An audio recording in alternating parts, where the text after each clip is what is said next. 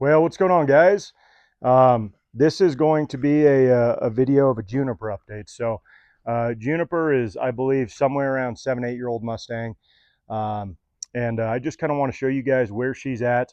I'm self-filming today, so I apologize if we go out of frame. I'll do my best to bring her back in and keep everything centered. But just so you guys are aware of that, but I'm going to try and put out a nice video that's easy for you guys to easy to watch. Hopefully everything stays in frame. So I will do my best here. But if you guys recall, Juniper is a Mustang that we got somewhere around 30 days ago, and wasn't halter broke. The trainer had been trying to halter break this Mustang, I believe, for somewhere around 2, 3 months, somewhere in that range, and was making great progress, but just moving along a little bit slower than they had wanted, I guess. So they brought her over here, and she, I guess, in transit, ended up getting a big laceration on the left side of her face, about 3 inches deep, maybe 4 inches. Needed doctoring pretty quick. So I got a halter broke in a few hours. Usually I would take my time, a little bit more than that, and let them settle in. But how bad she was bleeding, how deep that cut was, the flies, everything, I didn't want it to get infected, and it just was not a good look for that horse. So case in point, though, I wanted to give you guys a little representation of how this horse is doing truthfully, how far she's come in about 30 days from not being halter broke, not being handled, and or minimal handling, right? And just kind of show you guys where she's at, and yeah, show you kind of what we're working on as well. So I know you guys like the original YouTube video of us halter breaking her, so I figured we'd do kind of an update and share the progress with you guys. So as always, today's video is brought to you by our rope shop, bktackbox.com. You guys can get pretty much anything roping related on there. We got ropes, horn wraps, we got apparel, macates. We're going to have some hackamores on there soon. I mean, pretty much everything you need to make a nice horse is on there. So good deal. But without further ado, we'll get to it, guys. I have just got in here, haven't done anything with her. So what I'm going to start with is obviously just getting a halter on her and show you guys where she's at for that. I would say maybe about 2 weeks ago, she started letting me, with a little bit of work, get up to her, halter her without having to rope her. And like I said in the first video, that's just kind of how it goes. Sometimes these Mustangs, or any horse, any colt that you're halter breaking, depending on how long they've lived outside, they can just take a little bit longer after you get them haltered to allow you to just kind of walk up and do the deal. So the way I did that, though, is essentially what I would do is, if I had to come in here and I tried to halter her, I'd try and basically balance with her, and I'll show you that in a moment. And if she didn't want me to halter her after about 5-10 minutes, that's all I'd give her. I'd grab a rope, I'd put a nice clean loop on her, and neck her and put the halter on. And then what I would do is I would leave this lead rope on the ground and let her walk. And as I would try to approach, if she tried to go away, I would step on the lead rope. She made the association of knowing she was caught if I held the lead rope always, right, and walked up to her. She would just stand there. But if I let it drag, she thought she could kind of move away and do whatever she wanted to. So not something I would typically do, but with this Mustang, it was something that worked really well, and I just kind of problem solved, and it was a good solution for her. So that's kind of one tip for you guys, if you're having problems after you get them halter broke, for them to allow you to come up and catch them. But this horse, over the past 2 weeks, maybe a week and a half, has allowed me to come up and catch her, but predominantly from the right side, and then I'll transition to the left. So I will show you how this kind of looks. But this should be a pretty cool video for you guys. This isn't something that and again, guys, this horse gal had tried to work to get this horse halter broke for about 2 months and couldn't get it haltered. So she's not an easy one by any means, right? You know, the older a horse gets, she's acting like she's going to be okay with me coming on that left side a little more today. And that's something that good horsemanship is just kind of about, is reading the horse and seeing what they're going to be accepting of each day, rather than trying to fit a square peg in a round hole always. You know, good horsemanship is being as introspective as you possibly can.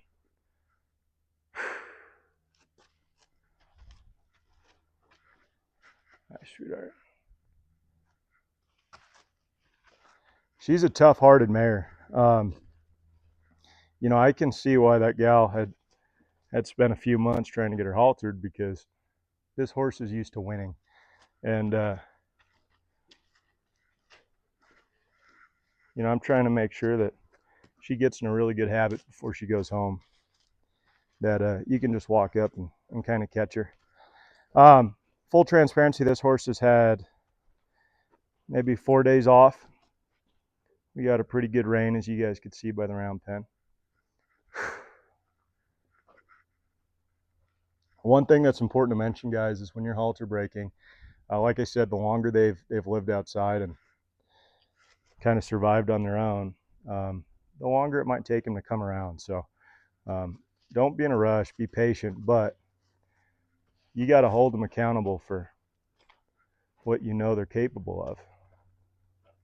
And that just comes with experience. Hi, sweetheart. Yeah. Good. Oh, yeah. Oh, yeah. Good girl. So you see right here, this is important to mention, my arm's not touching her, but it's a halo. This is how I halter break like colts, even weanlings. You know, if I've got a 6-month-old or a yearling that hasn't been haltered yet, this is how I do it. I just put a halo around their neck and I teach them how to bump into it. And every time they do, it swings their hip out. I don't want to hold that constant pressure and let them figure out that they're substantially stronger than me, right? This is basically the same principle as a hackamore.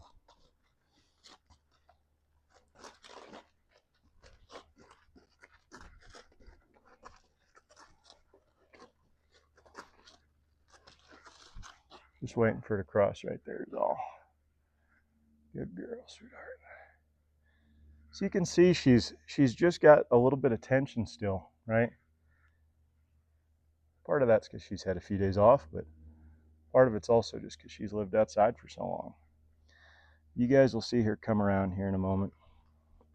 So what I'm going to do is I'm going to prep my halter in my right hand. I'm going to try and get this tail position so I can work it over the neck and then grab it with my right hand. So you guys will see it here in a moment. I'm going to change hands. Hi. Oh, yeah. Oh, yeah. Yeah. Yeah, right. And this is actually kind of an off day for her. She's being a little more reactive today. But that's okay. Because, you know, we don't want to send her home until we feel good about this, right? I don't want it to be kind of like a fluke if they can get her haltered. Right? I want it to be reliable and consistent. You see her getting on top of me a little bit? I'm just going to bump her back. Then I'm going to disengage his hip.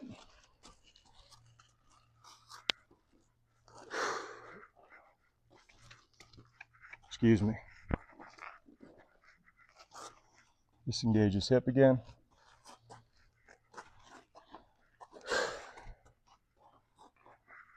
Hi, sweetheart. Yeah. Oh, yeah. It's hard, huh? It's hard. It's hard, yeah. So I got a little too much leader up there on the ground. Hi, sweetheart. Oh, yeah. Yeah.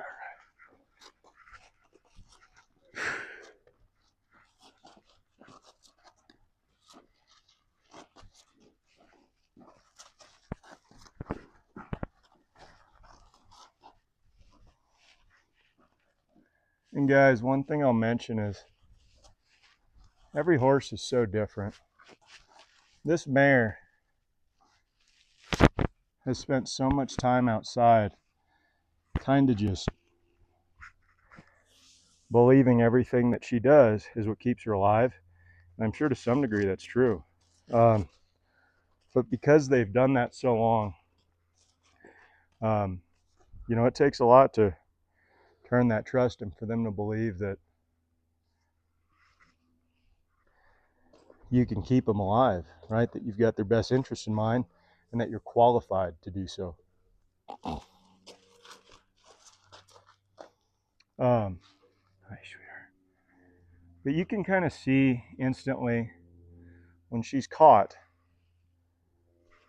she settles down quite a bit. And that's one thing that we're trying to work through here is she's got to relax, get rid of a lot of this tension. And I don't want her to just have a caught mentality of, oh, I'm caught. Here we go, right? I'll give in until I'm not caught. I would really rather have her consistently be trusting, right? I don't ever want a horse to give up. I really want them to kind of give in, as cheesy as that sounds, to understand and accept it, rather than giving up and just kind of saying, okay, you can kill me.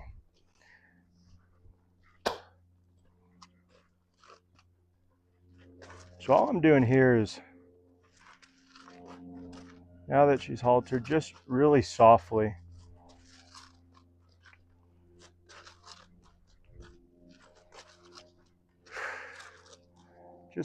working with her and building just our language that hopefully she's going to use the rest of her life. Hi, girl. But what I want to get rid of, and kind of what we're working on, is just her getting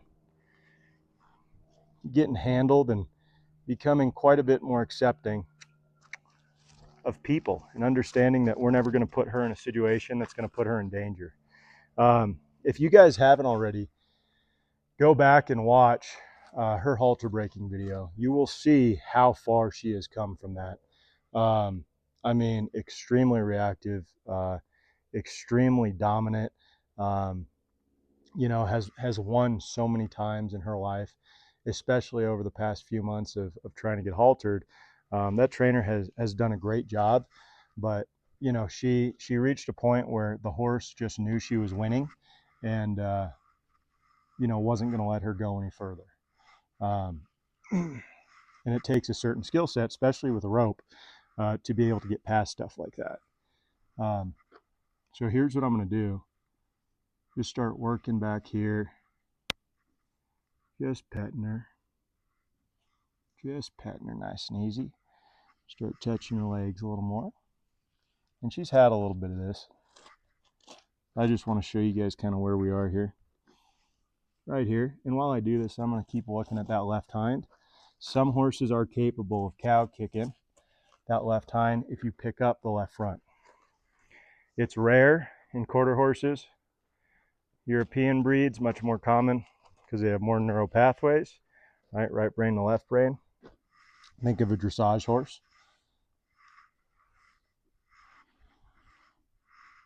But I just don't know with this Mustang, right? So I don't want to risk it. We need to be careful.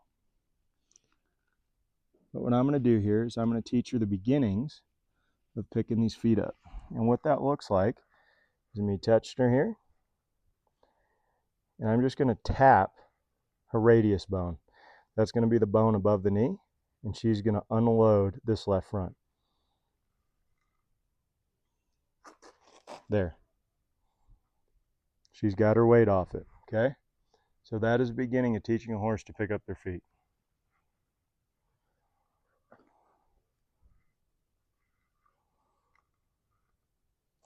Good.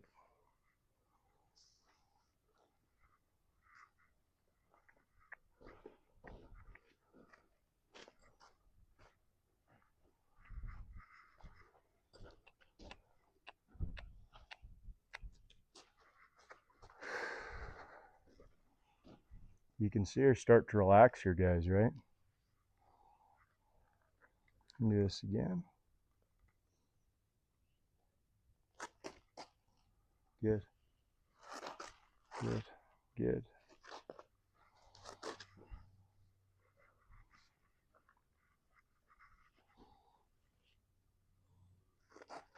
So when I squeezed and grabbed that radius, it was too much for her. So I'm just going to stick to the tapping for now. This is just something we'll throw in today. It's going to be beneficial to her. Good. This is kind of how some of this stuff can begin.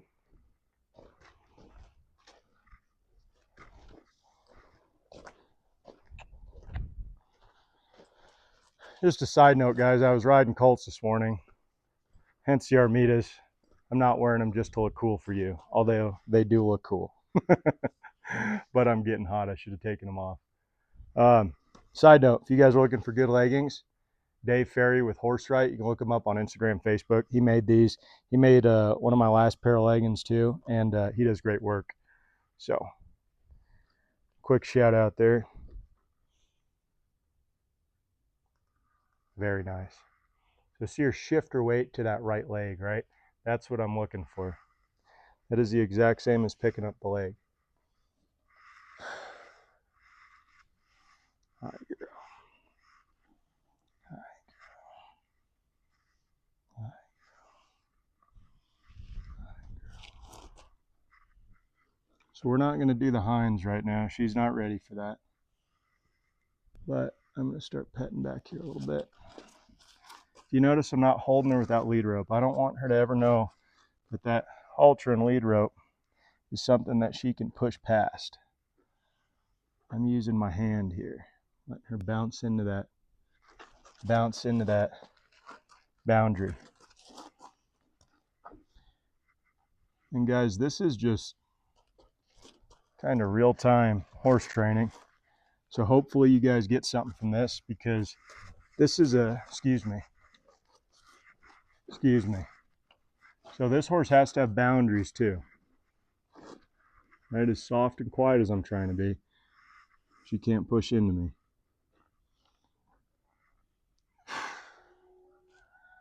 This is just making her a little uncomfortable is all. Good girl. Good girl. Excuse me. Yep. Good.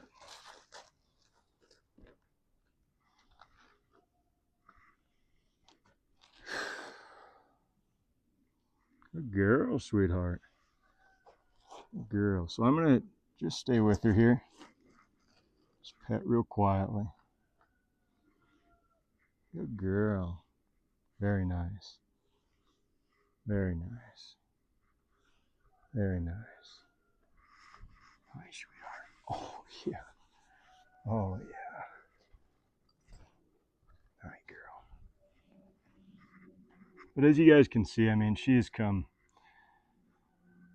such a far ways in 30 days from where she was. You know, it's very easy. When I was early in my career, I did this exact thing. It's very easy to be judgmental of others and say, man, they should have that horse so much further. And that's a very quick judgment to make, that you know, you don't know where the horse started, and you don't know where that horse came from or how touchy they were. And sometimes that horse just being where they are today, even though it doesn't seem like they're in a great spot, might be light years progress for that horse. Hi, sweetheart. Oh yeah, you're all right. You're all right. Good girl. Oh yes. What's going on? So I'm going to go ahead and disengage his hip. Swing it to the left.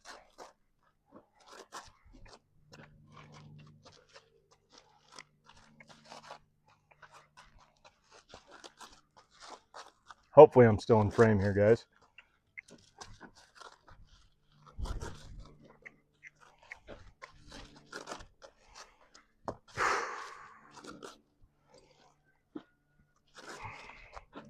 It takes a lot, if you think about it, for a Mustang to be accepting to that type of signal, right?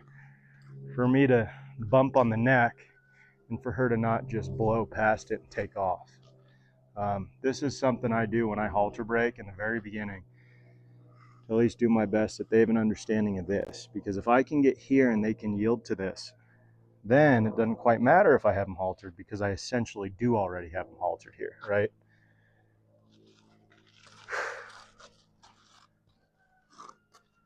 Good.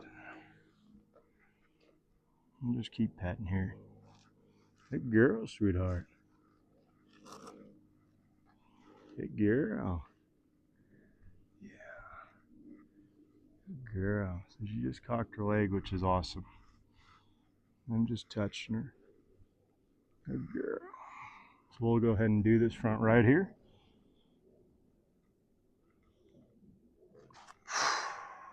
Good.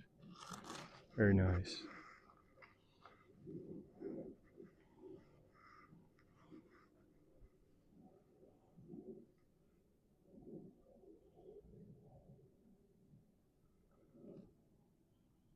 Good. So something that's important to mention is timing, obviously, right? With horsemanship, you guys all know. The absolute best timing is mind reading, as ridiculous as that sounds. But like right there, when I asked for the leg, I released when she thought, yes, I'm going to pick it up for you, right? I didn't release when I saw the leg moving, right? I felt her commit before she even moved. And then a second later, she stepped after my release, right? That's me telling her, I can hear your thoughts, right? As wild as that sounds. But when you establish that level of connection to a horse, um, I mean, it is just so much deeper. They feel so much more understood. They relax so much more intensely. So work on that timing, guys. Don't be late, okay? You know, ideally, release when that animal commits to moving. But like I said, even better than that is when they commit mentally to moving. Okay, so again,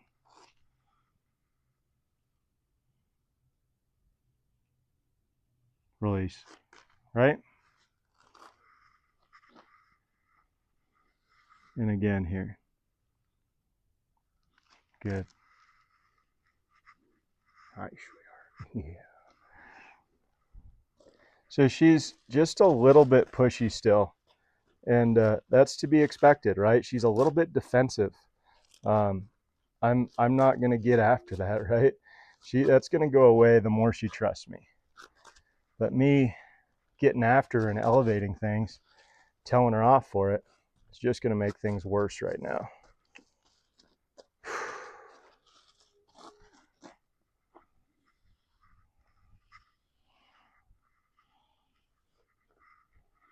So I know this might be kind of a different video than some of the stuff we usually do. I know we do a lot of roping and tack talk and colt starting and stuff with bridle horses and the whole deal, but this is a big part of horsemanship, right?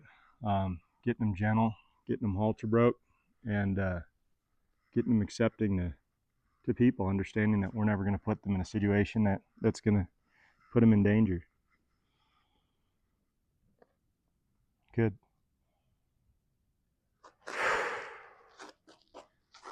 So that again is what ideally you want your timing to look like on everything you do with a horse. It is just such a higher level of communication. But yeah, guys, this is Juniper. Like I said, 7-8-year-old Mustang. Halter broke her about 30 days ago. The trainer had done a great job, but had been struggling for several months to get her halter broke. She is definitely a trickier horse to get halter broke, and you know, I can totally see why it was giving her trouble. But she's come a heck of a long way. She's crushing it. I mean, she is becoming so accepting of people and everything that we're doing. So couldn't be happier with how she's doing. I think I want to call it good here just because she is so relaxed, so quiet, and has done an awesome job. So I hope this makes sense, guys. I hope you find some value in this. Those of you who are watching and can apply it to some of the horses you're working with or maybe training. And as always, guys, if you have questions, comments, leave them below. We'll get back to you. But yeah, I think we'll call it good. Thanks for watching, guys, and we'll see you next time.